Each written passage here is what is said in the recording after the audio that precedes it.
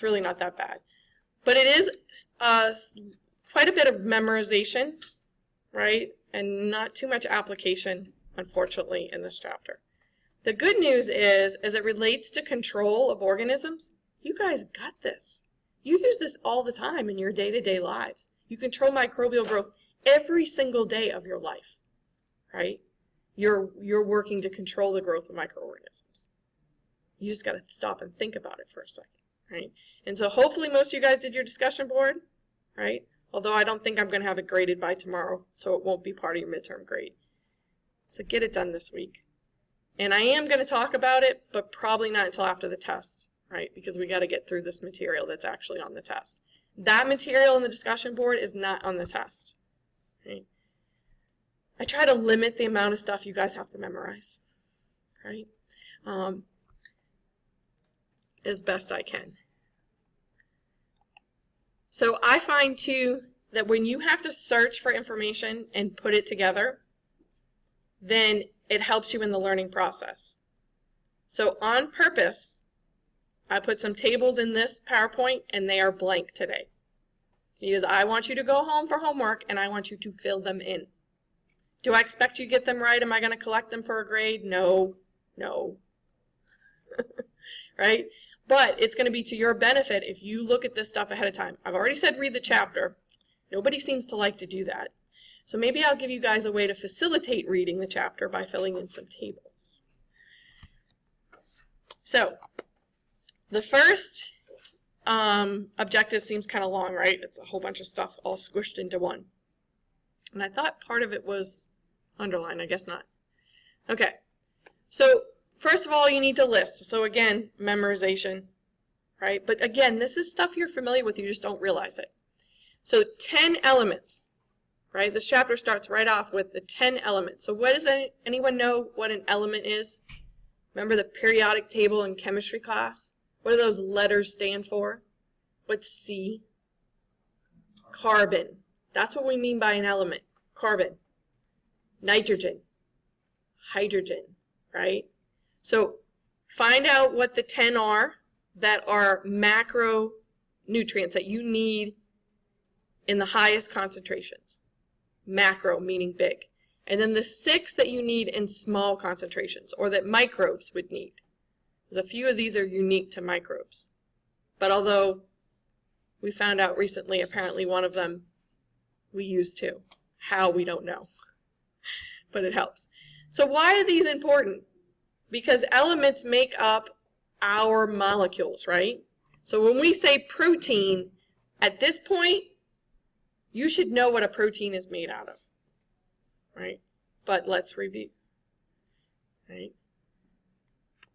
So there's the top 6, which guess what? Are in proteins, sugars, lipids, nucleic acids. They are carbon, nitrogen, phosphorus, sulfur, and oxygen. You got to find me 4 more. Ones that you need in smaller concentrations that are more involved in structure and activity are some of the metals. There's 2 of them. Manganese, and magnesium. And again, you should know their abbreviations. Carbon, all of these guys are easy, right? What's the abbreviation for carbon? C, nitrogen. N, phosphorus. These are the easy ones, y'all. It's P. Sulfur, S, it's the first letter of all of them. Oxygen, right? These other guys, these minerals and such, right? Some of them have 2 letters or a letter that you wouldn't expect, right? You'll get to that one. So here's some help. So here's, anyone know what these are? What's glucose, fructose, galactose? Those are sugars. Those are sugars. And there are 20 of these guys. Some of them over here, and over here, and over here. And we've said things like this before. Methionine, valine, leucine, phenylalanine is one of my favorite ones. What are these? There are 20 of them. You need them to build their amino acids to make protein. So you can literally look here. What do you see? You see C's, H's, right? Look closely, print it out, zoom in. What do you think this is? Oh, it tells you. But it doesn't have the individual atoms written out, right? Except for phosphorus, right? What does the S stand for? What do they mean in this case? What is that part of a nucleotide that makes up nucleic acid like DNA? Nope.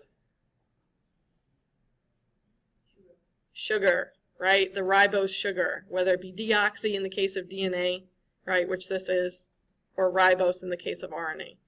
And then what do we call, now they just say bases, but there's a more complete name that we give to A's, the T's, the G's, the C's. Nitrogenous bases. There's a clue there. Guess what element they contain? Nitrogen. So these two guys are special. Notice this one and this one contain one extra element that none of the other amino acids have. See if you can figure that out. This does actually stand for phosphorus, right? That P is actually an element. So for this table, figure out, do carbohydrates have carbon? Yes or no, right? Do proteins, do nucleic acids, do lipids?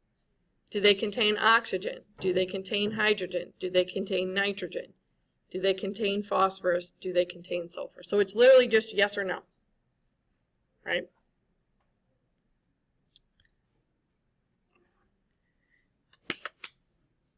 So at the very basic, right, we've got to give them these things. We've got to give them carbon, we got to give them nitrogen, oxygen, so they can build these things, right? They can build proteins and membranes and sugars and nucleic acids like DNA and RNA.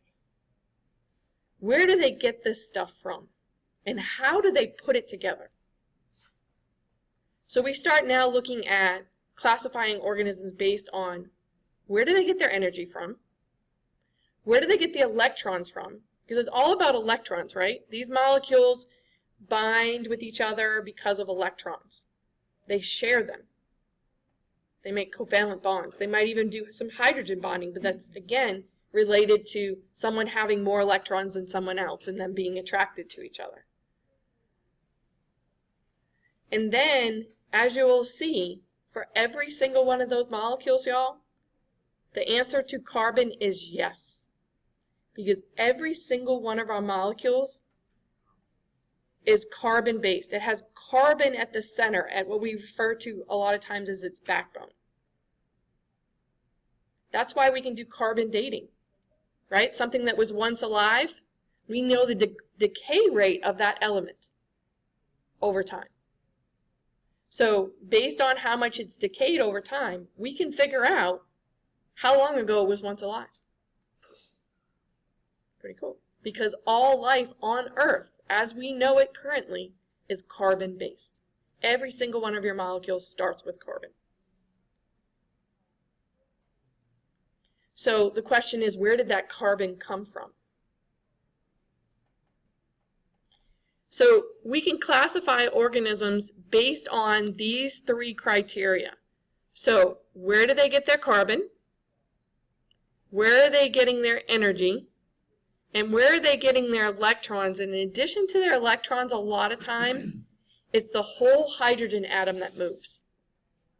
Right? Anyone know what a hydrogen atom is? It's an electron and a proton. It's the most simplest atom that exists. Simplest element. So a lot of times when its electron moves, the proton follows. So the whole hydrogen atom moves. But a hydrogen atom that loses its electron is just a proton, right? Hydrogen ions are just protons. Just a poor little proton all by himself. But these are really important to maintain balance in our bodies, right? And in our cells, and for cells. How do we measure this balance of hydrogen ions or protons? What's the measure we use for that? It's an abbreviation. pH. That little p with the big H stands for the partial pressure of hydrogen ions. You're measuring how many hydrogen ions are in a solution. Because again, are they important? Oh my gosh, are they important? Having too much can be a problem, right? Not having enough can be a problem. What do we call measures in pH? We say if you have a lot of hydrogen ions, it's said to be what type of solution? It's acidic. If you don't have enough hydrogen ions, we say it's basic or alkaline. And if you're right there in the middle, if you have a balance between, neutral. Right? Neutral is good. So for each organism, and now are all organisms stuck? Like they can only get their electrons from one place, and they can only get their carbon from one place, and they can only use one type of energy? No, some organisms can change between these nutritional types, depending on the environment and what's available. We, on the other hand, are stuck in one of these categories, right? We have to get our carbon in a particular way. We have to get our electrons in a particular way. We have to get our energy in a particular way. So we write all these prefixes out into one term. And we write energy first, we write electron source second, and then carbon source last. So as we look at these terms, right, you can break apart each one of these words. Photo refers to energy source, litho, electron source, and auto to carbon source. So again, I'm not going to fill in this table. We're going to go over the definitions right now. I want you guys to try and fill it in yourselves, and we'll go over it next time. So let's go over these terms. What do these mean? So the first thing is energy, right? Most of us are aware of this already, right? There are organisms out there that can use sunlight for energy, right? What's an organism that uses sunlight for energy? Plants. Is that it? Just plants?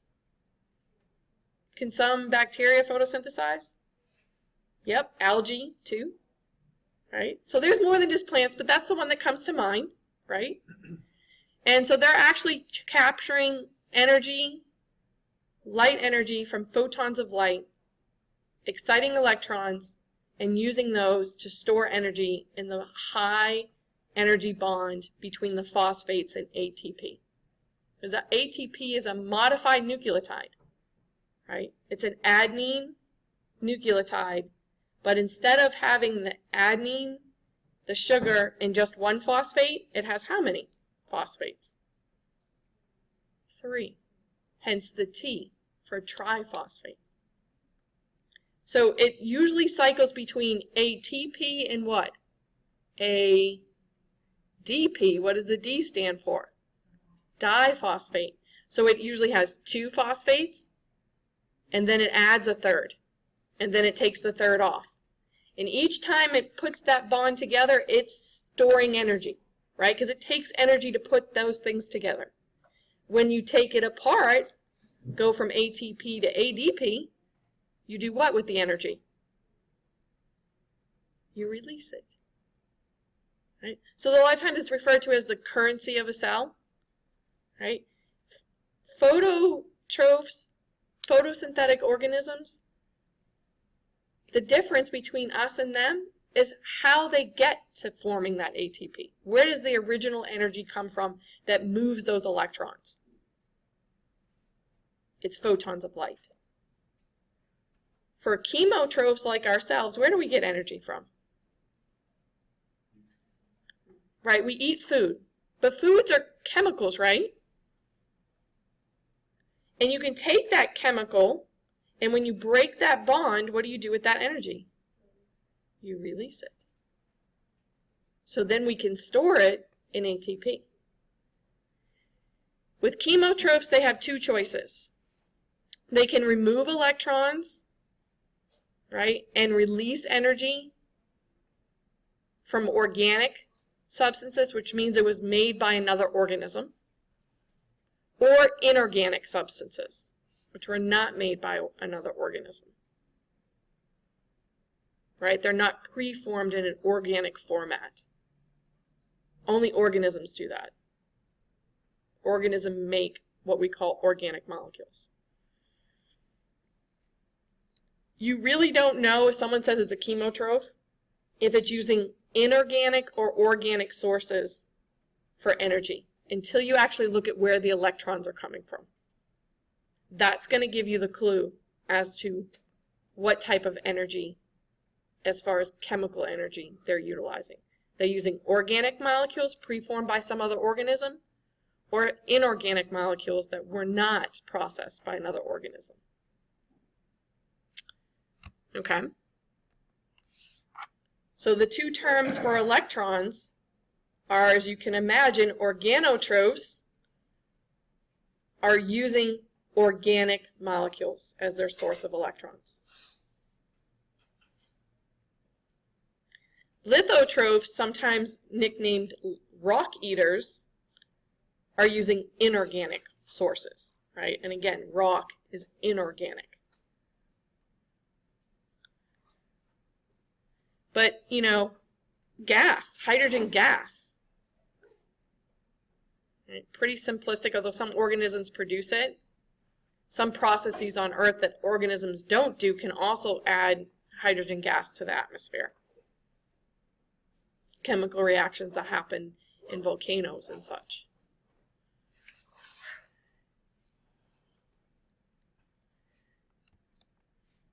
The last is, where's the organism getting their carbon? So, is it getting it from an organic source? In that case, they're called heterotrophs. There's one other source that, again, some organisms make carbon dioxide, but this reaction can happen anyways. Others, like plants, are what we call autotrophs. They don't need their carbon in organic form. They can use carbon dioxide from the atmosphere and make their own molecules from that source of carbon. And they're called autotrophs. So as you guys put together this chart for homework, think about which one of these you think we are, which one do you think plants are, and why do we only have 6 categories? You could probably put these together more than 6 different ways, right? We have 3 different categories, 2 choices in each category. How come my table's not bigger? The PowerPoint's posted. Please read through it. Try to answer the questions ahead of time, right? Our objectives. It'll make it easier as we go through the rest. And unfortunately, I didn't get to the rest of my demos, so I'll bring them back on Wednesday.